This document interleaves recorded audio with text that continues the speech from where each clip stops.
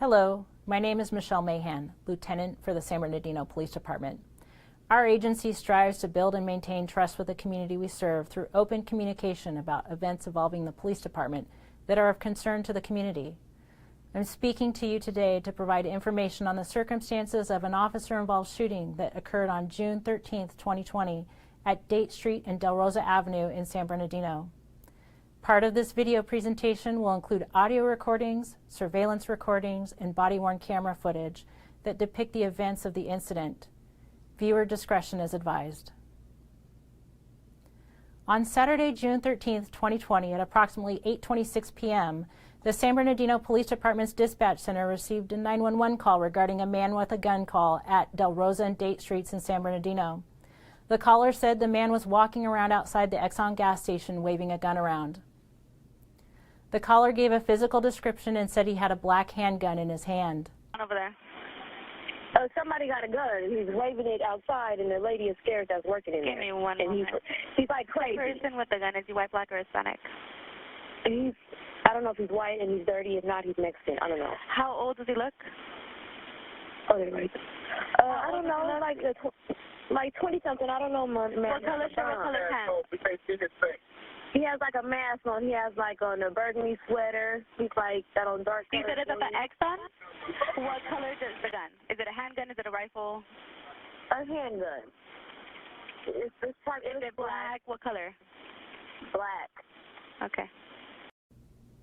It was a busy night in San Bernardino, so the dispatcher broadcasted the call over the radio, seeking an officer who could break from their call and respond. Units, we're holding a man with a gun at Date and Del Rosa, special attention Charlie 15 and 23. Two units to break and respond, advised on channel 1.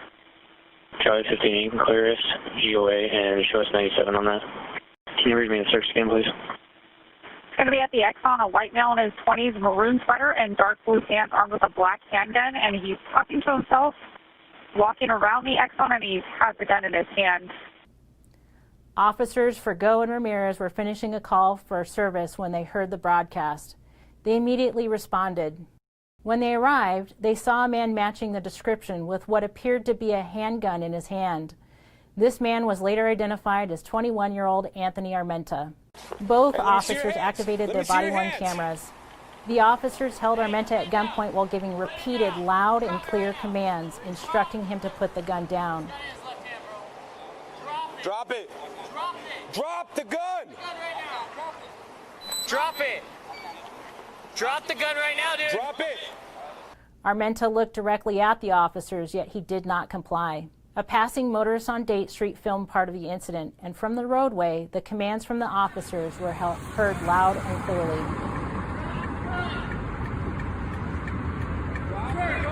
Officers Ramirez and Forgo had been attempting to get Armenta to put the gun down for over a minute. Suddenly, Armenta raised his arm up and pointed the gun towards Officer Forgo. At that point, it appeared to both officers that Armenta was planning to shoot Officer Forgo. Both officers fired their duty weapons towards Armenta. Drop the gun! Drop the gun! Charlie 15, shots fired, shots fired.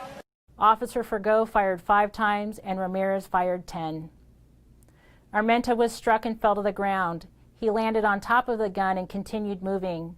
The officers could not see the gun at that point, but believed Armenta still had possession of it. They resumed giving him commands to let go of or move away from the gun.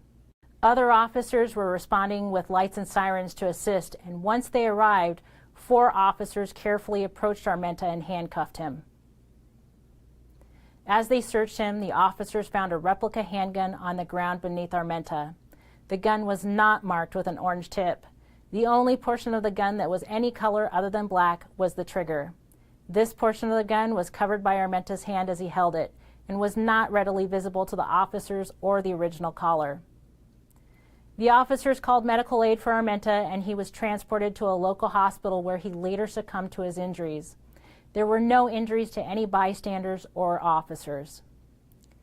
You, the viewer, should know that every day San Bernardino police officers respond to a wide variety of situations, including situations where people may be or are known to be armed. These types of situations are dangerous for both the public and the involved officers, since they often require officers to make split-second decisions about how to best respond while also keeping the public and themselves safe.